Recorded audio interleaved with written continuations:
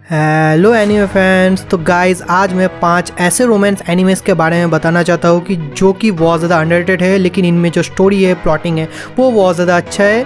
और मैं श्योरली कह सकता हूँ तुम लोगों ने इनमें से एक या दो ही ट्राई करे होगे। तो इसलिए अगर तुमने इन पाँचों में से एक भी ट्राई किया है तो ज़रूर कॉमेंट पर लिखना, और अगर नहीं ट्राई किया है तो वीडियो को ज़रूर अंत तक देखना। तो लिस्ट में जो फर्स्ट एनिमे है उसका नाम है 365 डेज ऑफ वेटिंग।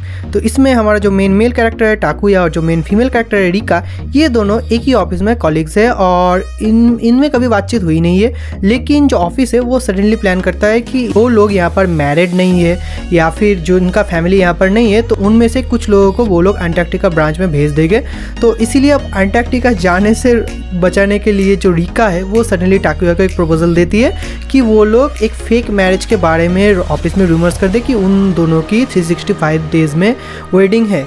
तो अब इसके लिए उनको जाना नहीं पड़ेगा, तो इसलिए वो ऐसा करते भी है। लेकिन जो रिका है वो थोड़ी सी अलग कैरेक्टर की है। वो बहुत ज़्यादा शाय है, नेचर लविंग है और बहुत प्यारी भी है। तो इसीलिए अब टाकुया को उसके ऊपर धीरे धीरे क्रश हो जाता है और रिका को भी टाकुया धीरे धीरे अच्छा लगने लगता है, क्योंकि टाकुया रिका की जो थॉट्स है, उसकी जो माइंडसेट है, उसमें बहुत ज़्यादा घुल मिल जा सकता है। तो इसीलिए उन दोनों में वाइब मैच कर जाता है और दोनों में धीरे धीरे एक्चुअल रोमांस जो है वो स्टार्ट हो जाता है।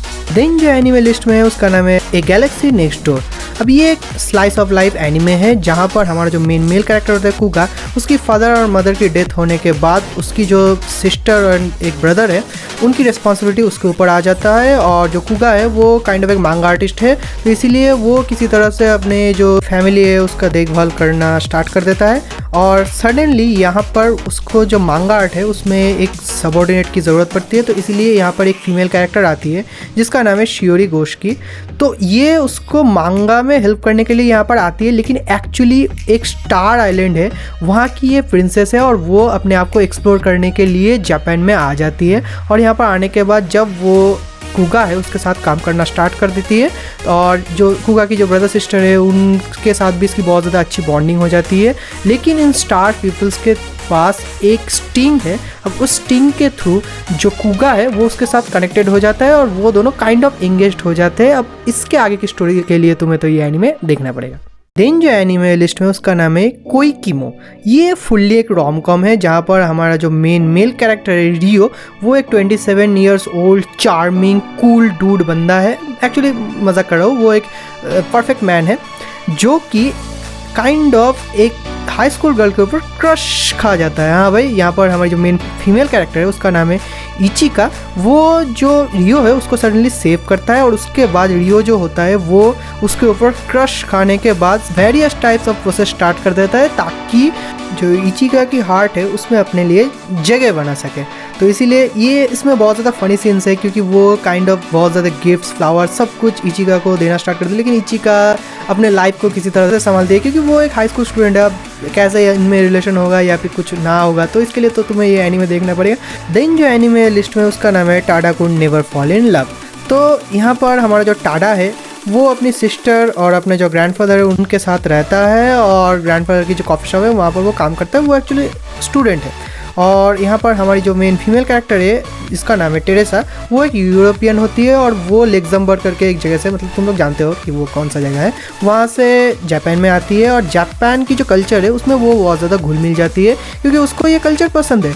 तो इसीलिए सडनली जापान में एक चेरी ब्लॉसम के टाइम में जो टाडा है उससे वो मीट करता है, और मीट करने के बाद टाडा उसको काइंड ऑफ हेल्प करता है। एंड देन टाडा के साथ उसकी काइंड ऑफ फ्रेंडशिप हो जाती है और वो दोनों एक ही स्कूल में जाना स्टार्ट करते हैं। और इसीलिए उन दोनों में जब फ्रेंडशिप डीप होना स्टार्ट होता है तब वो लोग एक क्लब भी ज्वाइन करते हैं जो कि फोटोग्राफी क्लब है। अब इसके बाद के लिए तुम्हें ये देखना पड़ेगा। एक छोटा सा हिंट मैं देता हूँ कि यहाँ पर जो टेरेसा है वो एक्चुअली प्रिंसेस है लग्जमबर्ग की। तो अब सोच सकते हो कि प्रिंसेस के साथ लव स्टोरी भाई क्या हो सकता है। देन जो एनीमे लिस्ट में उसका नाम है जस्ट बिकॉज, और ये मेरा वन ऑफ फेवरेट एनीमे है, क्योंकि यहाँ पर 5 इंडिविजुअल्स की स्टोरी है जहाँ पर एक मेल कैरेक्टर होता है जिसका नाम है एटा इजुमी, जो कि एक्चुअली ट्रांसफ़र होकर अपना जो फॉर्मर स्कूल है वहाँ पर वो आता है।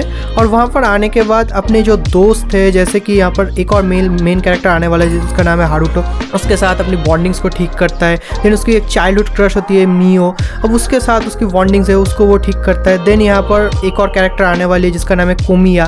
तो कोमिया की स्टोरी अब तुम्हें ये देखना पड़ेगा कि ये बहुत ज़्यादा हार्ट टचिंग है कोमिया वाली स्टोरी।